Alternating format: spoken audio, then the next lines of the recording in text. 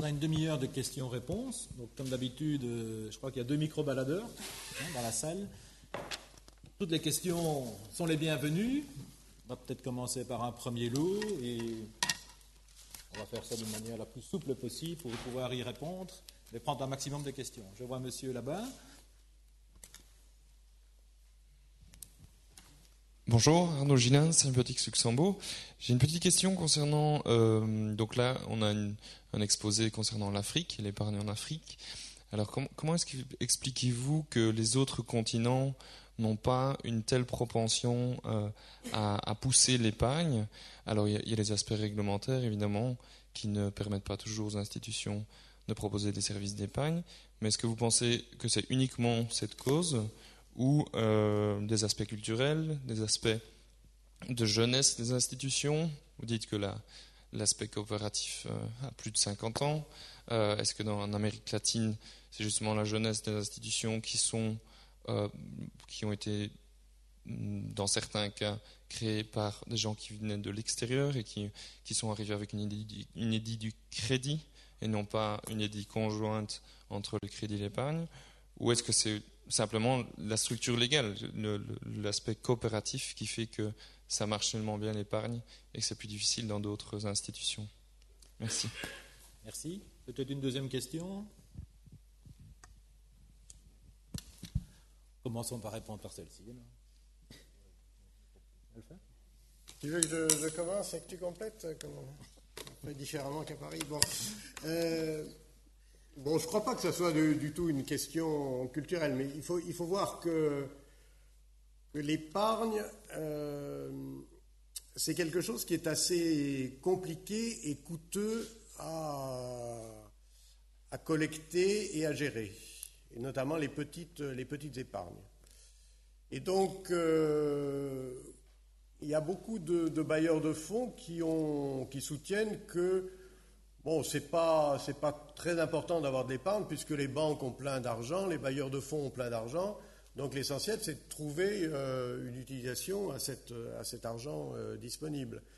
Et donc, il vaut mieux, surtout pour les pauvres, considérer que les pauvres étant pauvres, il faut leur apporter de l'argent.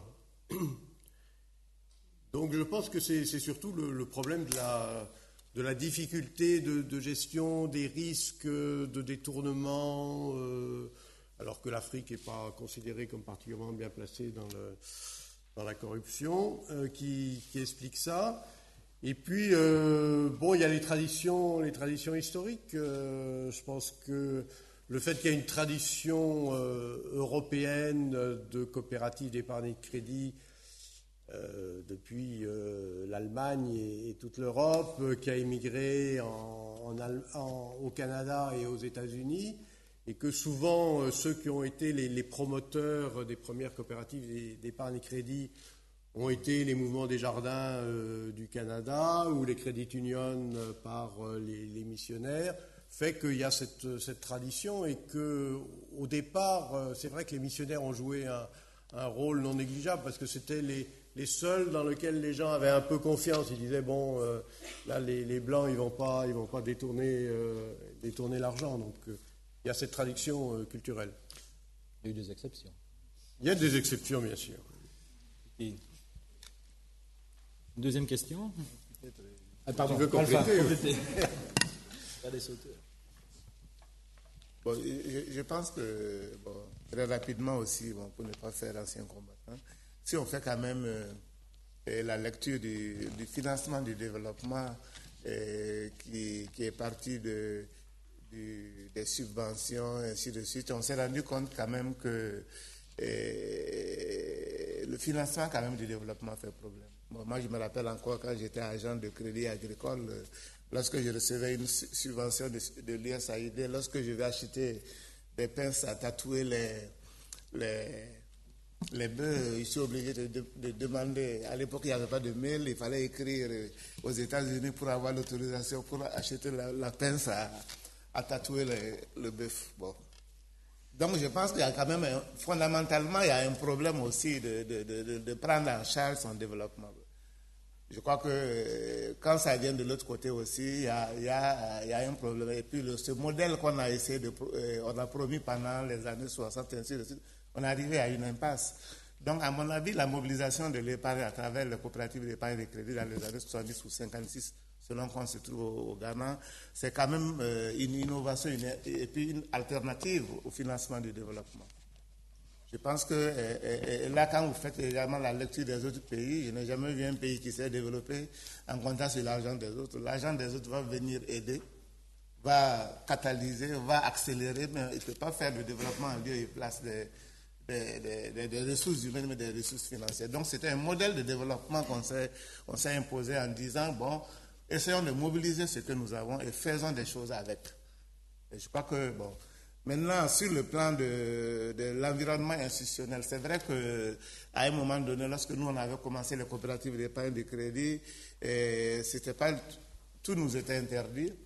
La loi ne le permettait pas, premièrement. Deuxièmement, on nous a fait comprendre qu'on n'est pas des experts là-dedans.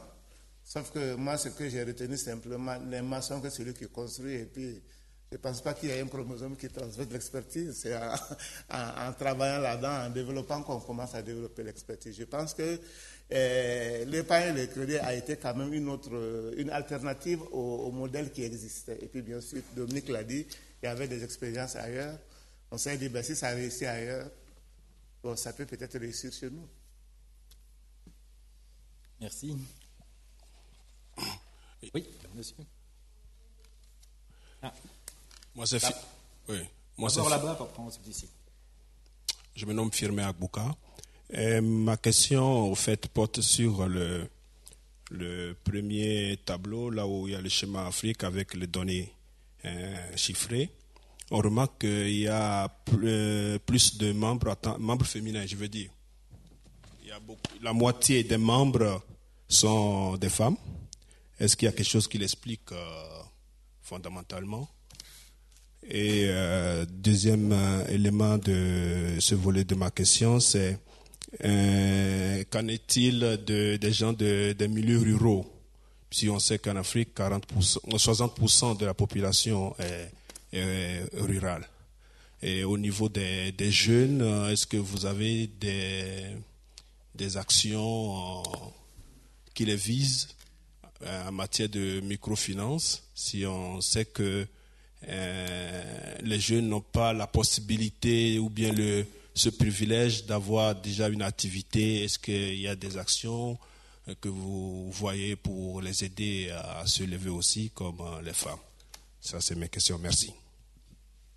Peut-être prendre la deuxième question directement. Oui, bonjour, Francis Pedrini de Citi. Je voudrais reprendre des remarques qui ont été faites par les deux intervenants. Monsieur Ouedraogo, vous avez utilisé le mot moral et ça fait une présentation rapide, donc je schématise aussi. Vous nous avez expliqué qu'il est normal de payer des intérêts quand on emprunte, mais de ne pas en recevoir quand on place. Je me pose la question également du collatéral des gens qui apportent leur argent et qui épargnent. Et Monsieur Gentil, vous avez utilisé le mot péréquation. Donc je vous mets ensemble et je vous pose la question de savoir comment est géré cet argent qui, pour les uns et les autres, répond à des besoins et d'autres vous apportent l'argent. Donc est-ce que vous enclenchez les mécanismes modernes des banquiers modernes? Et également dans l'aspect moral, comment est-ce que tout cela tourne de manière à ce que les choses soient liées ensemble? Merci. La troisième question, oui.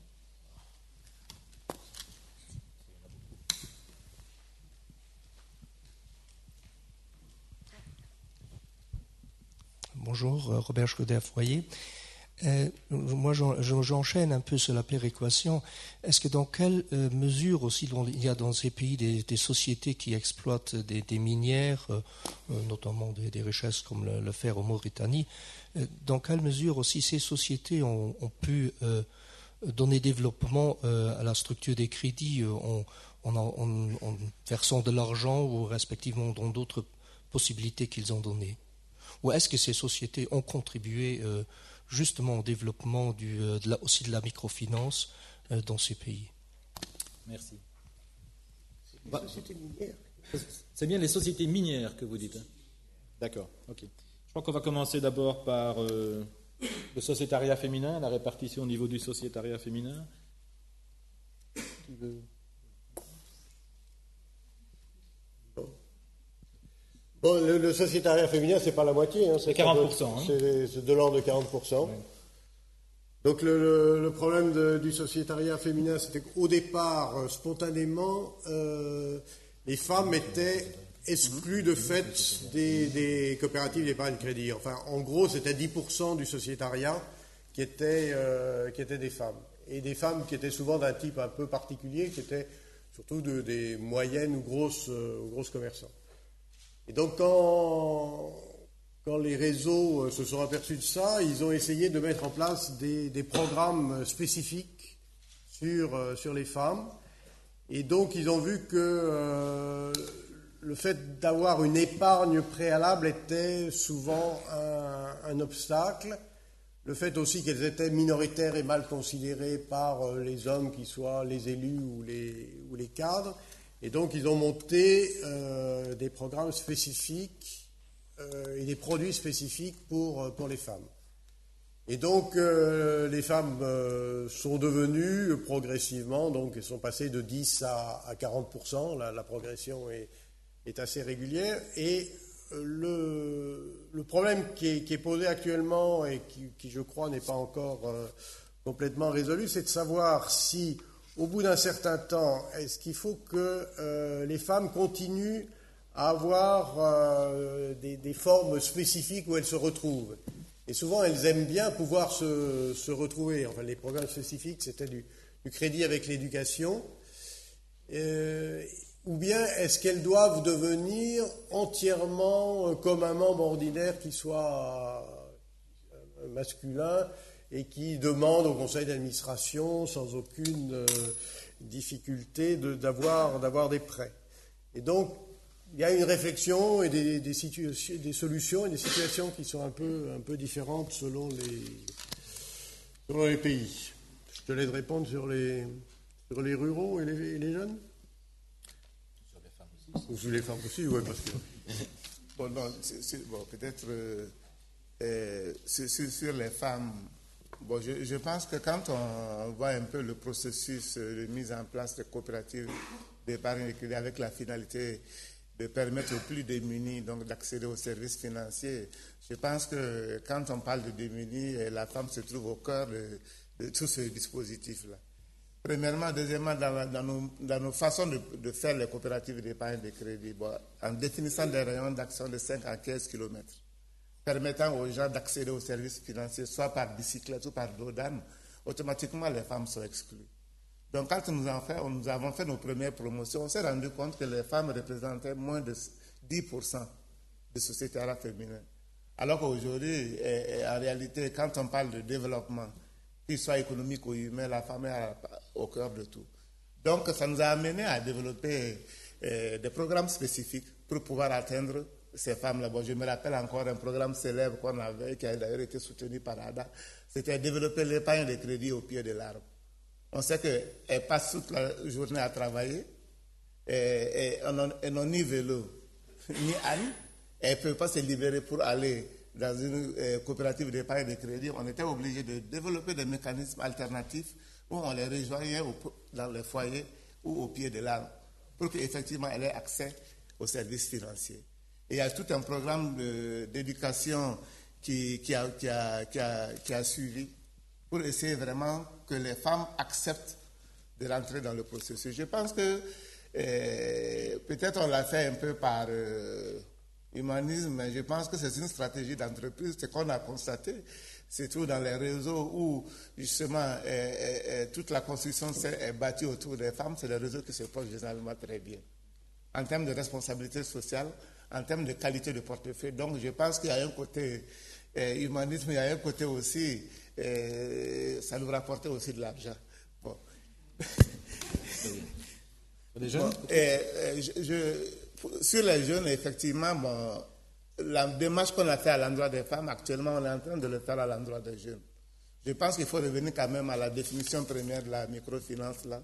C'est permettre aux plus démunis d'accéder aux services financiers. Et depuis quelques années, on a effectivement développé des programmes d'accès et aux services financiers à travers des programmes de crédit ou des programmes d'installation des jeunes. Et ce que je voudrais quand même peut-être corriger dès le départ, c'est qu'il faut savoir, c'est on ne fait pas 20 ans d'expérience en 5 minutes d'exposé. Il faut savoir que la plupart de ces institutions quand même de microfinance sont nées au milieu rural. Je pense que les premières implantations, les premières promotions ont été faites au milieu rural. Mais on était obligé aussi de venir progressivement vers le milieu urbain. Parce que quand vous regardez l'Afrique, c'est quand même au milieu urbain parfois qu'il y a des potentialités. Parce que le dilemme auquel on a été confronté en milieu rural, c'est que l'épargne est faible. Si elle est faible, c'est qu'il n'y a pas une possibilité d'accumulation. S'il n'y a pas d'accumulation, on ne peut pas rentabiliser. Donc, il s'agissait de dire, écoutez, si on veut prendre en charge notre développement, il va falloir créer une surface financière. Il faut rentabiliser nos institutions pour essayer donc de financer le développement. Et ça nous a mené du milieu rural un peu au milieu urbain pour aller chercher du volume. Et ce volume étant acquis maintenant, c'est l'intelligence dans la microfinance, c'est mettre à la disposition donc, du milieu rural aussi toute cette surface financière qu'on a développée. C'est pourquoi Dominique, à un moment donné, parle de péréquation, parce que pendant 10 ou 15 ans, on a été pris dans le paradigme. On dit, par exemple, en milieu rural, il faut combien de personnes pour pouvoir rentabiliser une caisse, mais la densité est faible. Il n'y a pas assez d'épargne. Donc, le processus d'accumulation prend du temps. Le processus de rentabilité prend du temps. Qu'est-ce qu'il faut faire? Donc, par stratégie d'entreprise, on a essayé de faire une articulation entre le milieu rural et le milieu urbain. Et l'intelligence aussi, c'est pourquoi quand on dit mobiliser l'épargne seulement exclusivement pour... je trouve assez curieux qu'on exclut du processus d'accumulation ceux qui sont détenteurs d'argent. Moi, je crois que l'intelligence, c'est aller chercher cet argent-là pour le mettre à la disposition du plus grand nombre. Merci.